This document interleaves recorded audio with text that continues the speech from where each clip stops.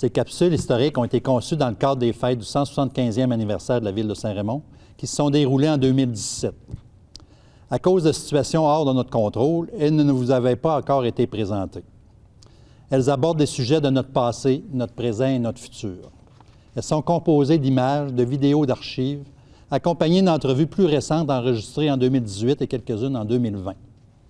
Nous sommes conscients que ces compilations sont loin d'être complètes et que beaucoup de gens auraient pu ajouter du contenu intéressant et pertinent sur ces sujets et bien d'autres.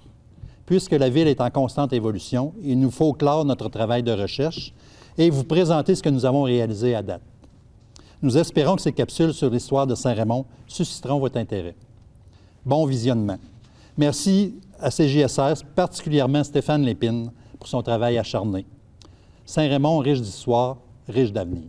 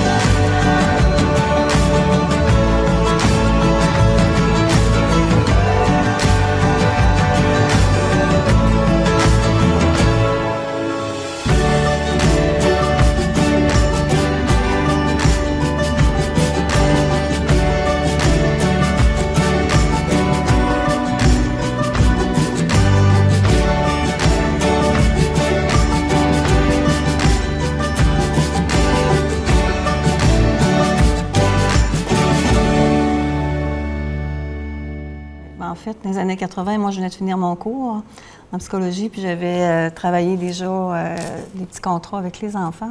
Mais le mérite de la première garderie à Saint-Raymond ne me revient pas. Okay. C'est 3 femmes de Saint-Raymond qui ont décidé à un moment donné, puis c'était au tout début là, qu'on entendait parler des garderies. Ils ont dit, ça nous en prend une à Saint-Raymond. Okay. Ces 3 femmes-là, c'est Monique Plamondon-Dion, Monique Hamel, puis Bibiane Noreau, qui est décédée l'an dernier, là, malheureusement. Ces 3 femmes-là ont pris le temps de regarder, d'aller rencontrer les ministères, de remplir des questionnaires, des lettres, et puis de finalement avoir leurs réponses pour être subventionnées pour avoir une garderie. Ça faisait partie de la mouvance que les femmes commençaient à aller sur le marché du travail un peu plus. C'est ça. Oui, on est là en 1980. Ouais. Fait que j'imagine que les femmes ont commencé à travailler ça en 79, mais c'est en 80 que la première garderie a parti. Ces 3 femmes-là m'ont appelée parce que je venais de déménager à Saint-Raymond. J'avais travaillé un petit peu à Québec, puis là, on venait de déménager à Saint-Raymond. Puis j'ai dit oui tout de suite, hein, ça m'intéressait, j'aimais ça travailler avec les enfants. Puis j'ai été la première coordonnatrice, directrice générale qu'on appelait dans le temps, de la garderie Nid des Petits. Elle était située où à l'époque? Au couvent. Ah, déjà au couvent. Ouais? Oui, okay. On était au couvent, probablement un des premiers, là, premiers locataires du couvent. Puis on avait la partie avant, au départ. Oui, en bas. En bas, en avant, côté, je dirais, rue face d'église, là, puis Saint-Michel. On était là, on avait quand même une belle grande garderie de 36 places. Il y avait 5 jeunes en partie.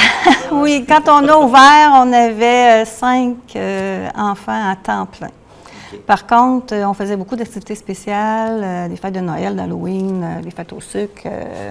Toutes les occasions étaient bonnes. Puis là, à ce moment-là, ça remplissait. On avait jusqu'à 36. Donc, on était subventionné pour 36 enfants, mais on en avait 5 ou 6.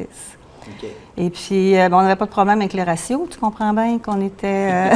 il y avait 3 éducatrices spécialisées, diplômées à temps plein, plus moi qui venais aider pour les ratios. Puis la cuisinière va nous donner un coup de main aussi quand on était 36. Ben oui. Donc oui, ça a été une bien belle expérience.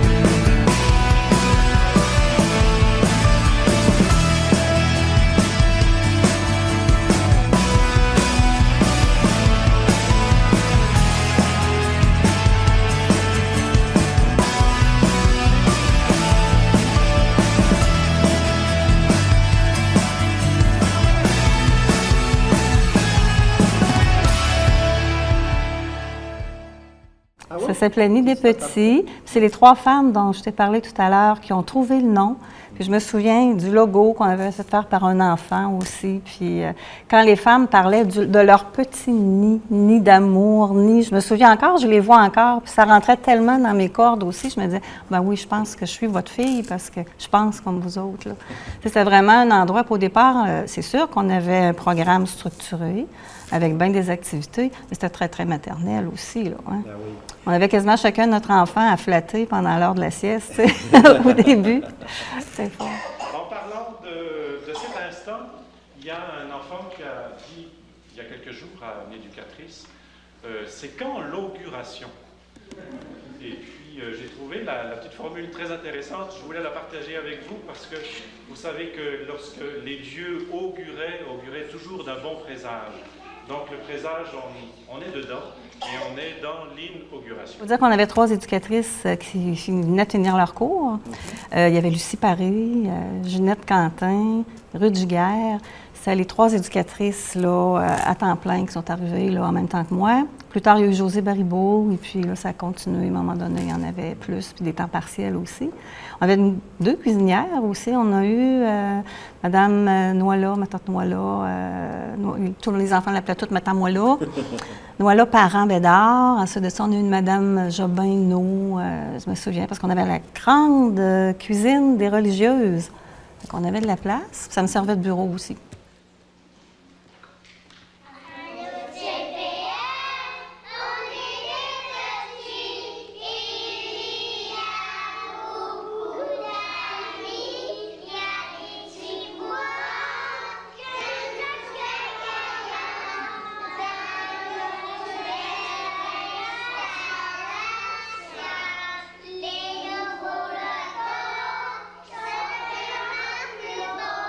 Je me souviens à un moment donné d'une petite fille qui regardait dans la fenêtre, puis on avait comme un beau gros module, parce qu'on était bien équipés, un gros module avec une glissade, puis elle aimait ça, monter là-dedans, puis glisser. Puis là, elle allait voir dans la fenêtre, en avant, où est-ce qu'il y a le couvent, là. Elle regardait en avant pour voir si sa mère s'en venait. Puis là, elle voulait pas qu'elle s'en vienne. Elle était contente, elle repartait, elle dit, je peux glisser 2-3 fois là. Elle surveillait pour pas qu'elle arrive. Il y en a d'autres qui pleuraient aussi beaucoup, là.